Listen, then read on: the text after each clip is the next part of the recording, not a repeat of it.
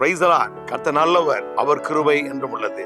யோவான் சுவிசேஷம் 6ஆம் அதிகாரத்திலே இயேசுவை தேடி மக்கள் கூட்டமாய் ஓடி வருகிறார்கள். அப்படி வருகிற பொழுது ஆண்டவர் சொல்லுகிறார், நீங்கள் அற்புதங்களை கண்டதினால் அல்ல, அப்பம் புசித்ததினால் என்னை தேடுகிறேன் என்று சொல்லிவிட்டு 6ஆம் அதிகாரம் 27 சொல்லுகிறார், அழிந்து போகிற போஜனத்திற்காக அல்ல, நித்திய ஜீவன வரை நிலைநிற்கிற போஜனத்திற்காகவே கிரியை நடப்பீங்கள், அதை மனுஷகுமாரன் உங்களுக்கு தருவார், பிதா அவரை முத்தரித்திருக்கார் என்று சொல்லுகிறார். உடனே சீசர்கள் கேட்கிறார்கள், பிதாவுக்கு ஏற்ற கிரியை நடப்பிக்கும்படி நாங்கள் என்ன செய்ய வேண்டும் என்று சொல்லும் பொழுது ஆண்டவர் சொல்லுகிறார், அவர் அனுப்பினவரை விசுவாசிப்பதே அவர் கேட்ட கிரியா இருக்கிறது. ஆம்பிரியமானவர்களே, பிதா இயேசுவை முத்தரித்திருக்கிறார். இயேசு கிறிஸ்துவுக்குள்ளாய் அனைத்து நன்மைகளை வைத்திருக்கிறார்.